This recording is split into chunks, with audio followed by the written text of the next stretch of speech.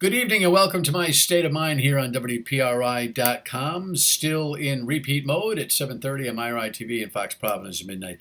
And can't wait for some original programming to begin again. But as we head into the weekend, some thoughts on things that happened today. Today, the CDC issued stark warnings that you shouldn't be injecting disinfectant into your system.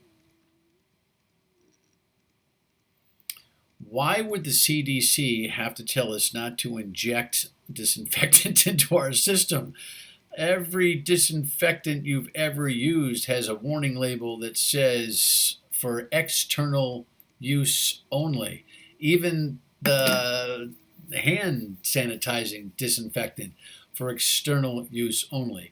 Well, it's because of that few-minute riff that President Trump had in the reporter's room at the White House, the press room, yesterday when he was coming off one of his scientists' discussion of ultraviolet rays and some disinfectant combinations. And all of a sudden he began to think, well, maybe, you know, if we could, maybe, put it inside, it was, if you haven't seen it, you got to check it out.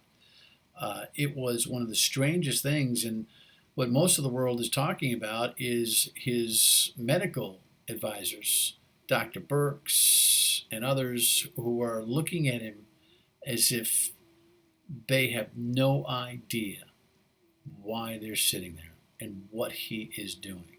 It caused a lot of alarm. The FDA warnings, CDC warnings, all part of this administration who felt compelled to just say, don't ever do that. And of course, today, when asked about the reaction to it, the president said he was only being sarcastic, that the fake news media had once again concocted a story to hurt him. In fact, he was been so miffed about it today that he didn't take any questions from the press, which might be life-saving in and of itself. And I have to ask this question, seriously, whether you voted for Trump or not, is that last 36-hour news cycle that we're experiencing on this particular matter not even qualified as a 25th Amendment type of thing? I mean, how much more of this kind of stuff do we deal with without somebody inside or out saying, I don't think this guy is right? Anyway. Deep breath. All right, moving along.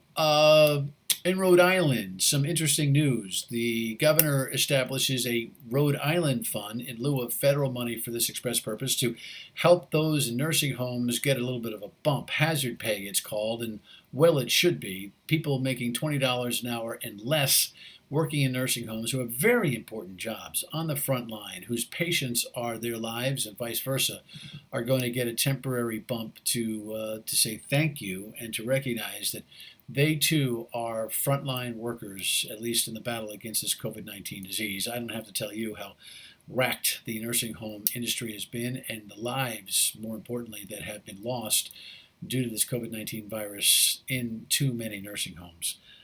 They're doing all they can, each nursing home by and large, and the people who are doing all they can need to know that they're being respected by government and the taxpayers, because the last thing we need is further erosion of the workforce in those nursing homes. Down the line, people aren't going to want to work in nursing homes if the compensation isn't commensurate with the risk.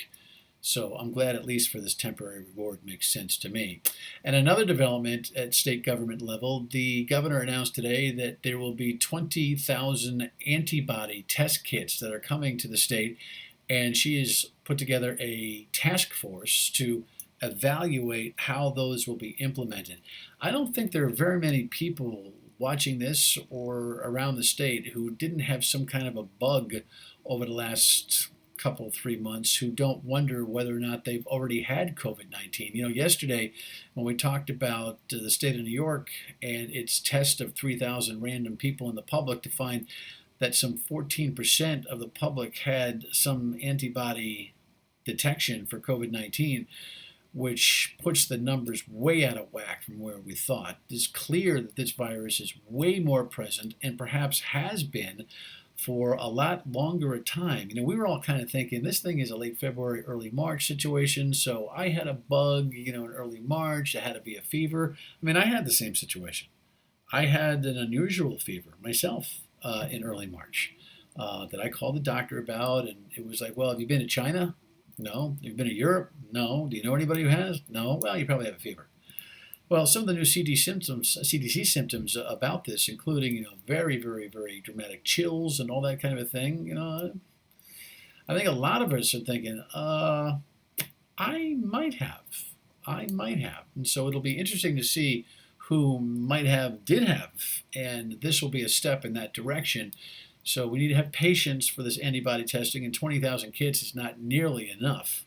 But over time, that's really going to be what will tell us about how we can kind of really let go on social distancing when we know how many people have actually had it and what immunity might be out there. So progressive news here in Rhode Island for that.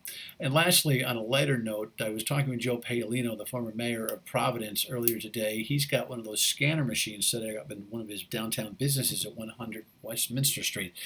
And so you walk into the building, and if you're hot, it goes off. They ask you to go in again. If you're hot, it goes off. And if it goes off twice, they ask you to take a temp. And if you got a temp, they ask you to go see your doctor or go take care of yourself. And it's controversial. I think a lot of people understand that in this urgent time that might be the right thing to do. At the same time, there's a lot of personal privacy issues that are going to go along with all of these things that we're going to have to implement, maybe even at stadiums and the like. Can you imagine with all the time you got to spend now to go through security, get your bag checked? Now maybe you're going to have a temperature check. Who knows what's going to happen to try to get some normalization back. But we were talking about that, and it's fascinating. We took a lot of calls on it on WPRO. And then I asked the real estate guy about whether or not he's concerned about down the line commercial property being a difficult business to be in because of all the distance working that is going on at home and, at school. Will office space be something that we think we need a lot less of?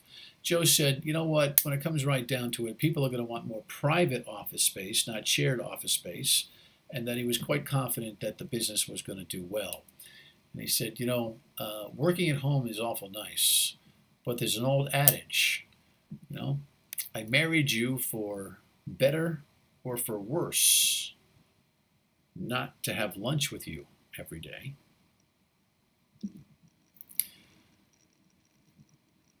And so there's that. Have a great weekend.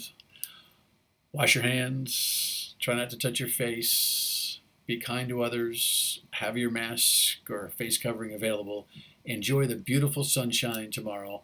But please keep the pressure on the social distancing, because perhaps, we cross our fingers, there's only a few more weeks, at least at this level. Take care. Be well.